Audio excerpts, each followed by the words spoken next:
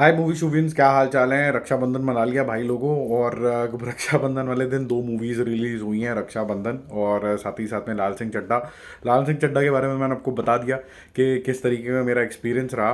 और रक्षाबंधन में किस तरीके के इमोशंस जागे कि नहीं जागे, और वैसे कॉमेडी किस तरीके की थी, क्योंकि थोड़ा लाइटर करने जा रहे थे लोग अपना मन इस त्यौहार वाले दिन, वो कैसा रहा। देखो, पहले मैं लाल सिंह चड्ढा में बताऊं कि थोड़े बहुत इमोशंस आपको कहीं ना कहीं हर थोड़े थोड़े टाइम बाद इवोक होते रहते हैं।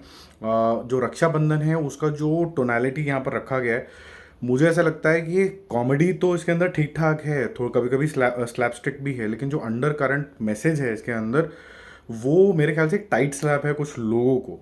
होता क्या है कि जब आप किसी एक डिजिटल वर्ल्ड से पूछते हो ना कि लाइफ कितनी चेंज हो गई इंडिया के अंदर, तो बोले you know what, see my tweets, women are so progressive, I am so progressive, where are the poor people, where are the uneducated women, ऐसे करके कुछ तो फालतू की चीज़ें वो फेंक देंगे आपके ऊपर।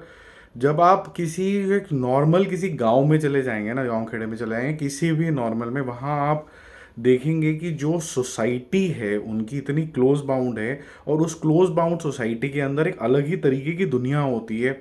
वहाँ पर ये फैंसी वर्ड्स और ये सब चीज़ें कुछ नहीं चल रहा होता। तो अगर आप मान लीजिए कि अगर जैसे आप जैसे मैं दिल्ली एनसीआर में रहता हूँ, लेकिन मैं बॉम्बे बहुत ज़्यादा ज़्यादा रहता हूँ। लेकिन अगर आप दिल्ली एनसीआर में भी रहते हैं तो एक गुड़गांव साइड है। गुड़गांव साइड के पे ओल्ड गुड़गांव भी है, और उसके पीछे गांव पड़ता है। अगर आप वहाँ गांव चले जाओ, और वहाँ की जो मान्यता है और वहाँ का जो चलन है for marriages, dowry, and dowry तो अब है ही नहीं ना, अब डाउरी तो ख़त्म हो चुकी है। किससे पूछो कि डाउरी है जी, नहीं है। लेकिन गिफ्ट्स हैं। एंड गिफ्ट ऐसे नहीं है कि भाई एक कुछ दे दिया, गाड़ियाँ, फिर जेवरात, पूरी फैमिली और एक्सटेंडेड फैमिली के लिए कपड़े, ये सब चीज़ें उतनी ही पैसे की आती हैं जो आप रुपया ले लेते हो। ये सब चीज़ें उतनी ही ज़्यादा पिंच करती हैं उस ब्रेड अर्नर को जो वो घर चलाने की कोशिश कर रहे थे, तो चाहे वो बाप हो, चाहे यहाँ पर आपको केदारनाथ का रोल दिखे जो कि अक्षय कुमार ने निभाया है। भी फर्स्ट हाफ में थोड़ी सी कॉमिक रहती है, आपको एक कॉमिक रिलीफ आता है, जहाँ पर केदारनाथ ने अपनी माँ को वचन दिया है कि अपनी चारों बेटियां, चारों बहनों को, जो बेटियां ही मानता है, चारों बहनों को मैं सेटल करे बिना अपनी सपना से शादी नहीं करूँगा, जानी भूमि पदनेकर से, जिससे वो प्यार करता है। और लेकिन उसके पिताश्री बोलते हैं भूमि पदनेकर के कि भैया मैं रिटायर होने वाला हूँ, मैं तो किसी और को दे दूंगा लड़की, तू देख ले। तो वहाँ से इसकी जद्दोजहद शुरू होती है, जहाँ पर इसका चाट की शॉप है, चांदनी चौक का लड़का है, फ़नी एनकाउंटर्स होते रहते हैं। क्यों इसकी शॉप फेमस है वो काफ़ी ज़्यादा इंटरेस्टिंग है, और जिस लिए इंटरेस्टिंग है वही इसके लाइफ में नहीं हो पा रहा है, यानी कि ये लड़का नहीं ढूंढ पा रहा है अपनी बहनों के लिए।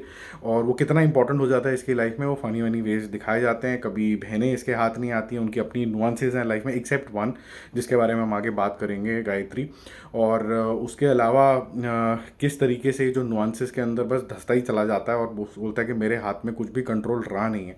तो जैसे मैंने बोला कि जो बहुत से लोग क्वेश्चन उठाएंगे ये वाले कि मैं मूवी देखते देखते कि यार ये इतनी जद्दोजहद कर रहा है, इससे अच्छा अपनी बहनों को पढ़ा पढ़ू दे। That's a very organic way of thinking. Okay, ये बड़ा ऑब्वियस आएगा, मेरे दिमाग में भी आता है, बट अब अगर एक दिन मिनट का पॉज करेंगे ना, बोलेंगे कि रियलिटी क्या है। जब आप एक ऐसे तबके के अंदर रहते हैं जहाँ पर आसपास ऐसे ही हो रहा है, तो अगर आपने आउट ऑफ द बॉक्स अगर करना है, तो आपको उस तरीके का एक्सपोजर होना चाहिए। आपके पास कोई एक ऐसा केस निकल के आना चाहिए जहाँ पर थिंग्स आर डन डिफरेंटली, जहाँ पर बहनों को बहुत पढ़ा दिया गया या लड़कियों को बहुत बढ़ा दिया गया, वहाँ पर मैरिजेस में कोई प्रॉब्लम नहीं आती है, and world takes them in a different manner.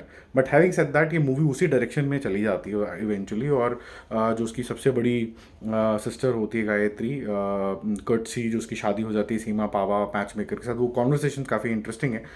और क्या कुछ करना पड़ता है अक्षय कुमार को उसकी शादी के लिए, वो काफ़ी ज़्यादा हरिड है लेकिन इमोशनल है। बहुत जल्दी जल्दी दिखाते हैं, और दिखाते हैं कि जब ये मैडम की शादी हो जाती है तो फिर ये सिनेरियो चेंज कैसे होता है, ऐसा क्या होता है कि जिसकी वजह से ये सब कुछ चेंज हो जाता है। और जो पर्सपेक्टिव है वो rightfully education, progress of women, self reliance, इसके ऊपर चला जाता है। वो क्या, फिर वो कैसे अचीव करता है, तो एक जो टारगेट लेके चलता है अक्षय कुमार फनी तरीके से, बहनों की शादी, बहनों की शादी।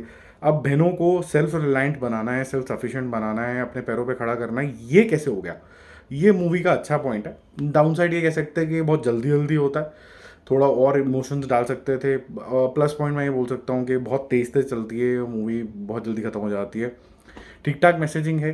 मुझे ऐसा लगता है कि इसके अंदर थोड़े और इमोशंस डाले जा सकते थे, वो थोड़ी सी इसके अंदर कमी ज़रूर है, लेकिन message is at the right place. तो मेरा जो मूवी शूवी स्कोर रहेगा इसके लिए रहेगा 7/10। थोड़ी और बेटर हो सकती थी ये। अक्षय कुमार के वो हमने इस तरीके के रोल के अंदर देखा है, but he is done similar job, so he does these kind of roles जहाँ पर सोशल कॉज को कॉमेडी डाल के, सोशो कॉमेडी करके कुछ अगर कोई टर्म होता है तो ऐसा करके वो प्रेजेंट करते हैं, जो इफ़ेक्टिव तरीके से वो कर लेते हो। तो यहाँ पर भी इफ़ेक्टिव ही है। भूमि पटनेकर आई गई हो जाती हैं, बाकी जो बहनें हैं उस पर थोड़ा थोड़ा फोकस रहता है। ऑलमोस्ट हर सीन के अंदर अक्षय कुमार है नाना करते, और वो ठीक ठाक निभाते हैं। बट इशू थोड़ा सा जो मुझे लगा वो ये लगा कि हर सीन के अंदर पहले तो जो 20-25 मिनट उसमें तो कॉमेडी कॉमेडी चलती रहती है, उसके बाद आपको जो राइट टाइम पे जो इमोशन मारना है ना, तो वो इमोशन स्ट्रांग होते होते वो कॉमिक रिलीफ के चक्कर में थोड़ा कम रह जाता है।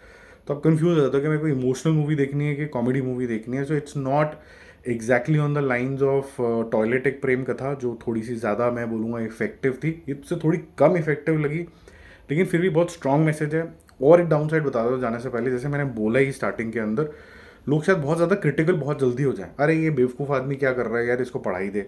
तो हो सकता है उनका इंटरेस्ट बिल्कुल ही लूज़ हो जाए। तो उसके लिए आपको एक माइंडसेट बना के जाना पड़ेगा कि इस हम जिस जोन में इस मूवी को कंज्यूम कर रहे हैं वो ये है, यहाँ पर लोग ऐसा ही सोचते हैं। अगर वो ऐसा ही सोचते हैं तो वो ऐसा ही अपने बहनों की शादी कराने में इतना बिजी हो जाएंगे लाइफ के अंदर। तो वो आपको माइंडसेट बनाना पड़ेगा। ये मैं आपको क्यों बता रहा हूँ, क्योंकि ये poor marketing from the team है। और उनको ये समझाना चाहिए था कि ये तबका कौन है जो, और ये ऐसे ही क्यों सोचता है, ये और किसी तरीके से क्यों नहीं सोचता।